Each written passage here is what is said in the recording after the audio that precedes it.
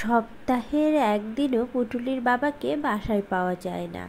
আর প্রত্যেকটা মানুষই দেখি শুক্রবারের দিন একটু স্পেশাল রান্না করে তার ফ্যামিলি নিয়ে যাতে সে খেতে পারে। কিন্তু পুটুলির বাবাকে কোনো সপ্তাহেই তো পায় না, তাহলে আমার শুক্রবার কি, শনিবার কি, রবি সোম মানে কোনো বারই তো আমার কাছে স্পেশাল না। যেদিন বাড়িতে থাকবে সেই দিনটাই তো আমার কাছে স্পেশাল, তাই না?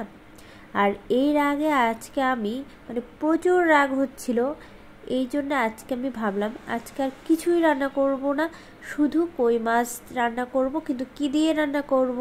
কই মাছ ভাপা, ভুনা, কোনো কিছুই পছন্দ হলো না। কারণ যেহেতু আমার ছোট বাচ্চা আছে, আমি যদি ভুনা করি তাহলে সেক্ষেত্রে ঝোল হবে না। আর ভুনা ছোট বাচ্চাদের না দেওয়াই ভালো, যেহেতু সেখানে অনেক মশলা পড়ে, শুকনো মরিচের গুঁড়া আর বেশি মশলা থাকে আর কি। এই জন্য আমি সবসময় চেষ্টা করি ভুনা রান্না করলেও পাশে আর কোনো সবজি রান্না করতে। কিন্তু পুটুলির বাবা যেহেতু থাকবে না, আমি আমার একার জন্যে আর দুরকম রান্না করব না, আমি একরকম রান্নাই করব, যাতে আমার মামনি আর আমার দুজনেরই হয়ে যায়। সেই জন্য দেখলাম যে কাঁচা কলা আছে, তো ভাবলাম তাহলে কাঁচা কলা দিয়ে কই মাছ রান্না করি, কেমন হবে। কারণ কাঁচা কলা আসলে সত্যি কথা বলতে তরি তরকারি না বেশি একটা পছন্দ করি না, আমার খেতে ইচ্ছা করে না। কিন্তু তরি তরকারি খাওয়া কিন্তু অনেক ভালো স্বাস্থ্যের জন্যে, সেটা কিন্তু আমি জানি। সবাই কিন্তু বেশি বেশি তরি তরকারি খাবেন এই শীতের ভিতর।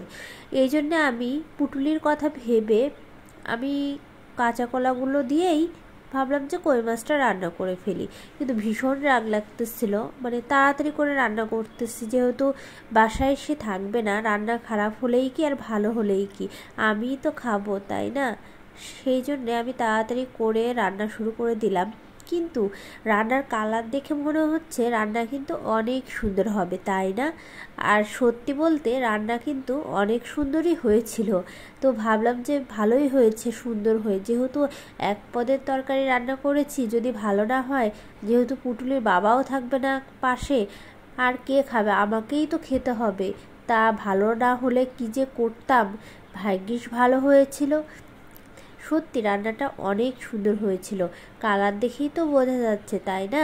তো কথা বলতে বলতে আমি কিন্তু কই মাছ রান্নার প্রায় শেষের দিকে চলে এসেছি। আর কই মাছ কিন্তু আমার অত বেশি পছন্দের না, তবে হ্যাঁ, দেশি কইটা একটু ভালো লাগে। কিন্তু যেসব মাছে একটু বেশি কাঁটাযুক্ত মাছ আমার একদম একটু একটু কম পছন্দ, কারণ এত কাঁটা কীভাবে বাছবো। তো আমার কথা বলতে বলতে রান্না কিন্তু হয়ে গেছে। আমার রান্নাটা কেমন হয়েছে সবাই একটু ছোট্ট কমেন্ট করে জানিয়ে যাবেন।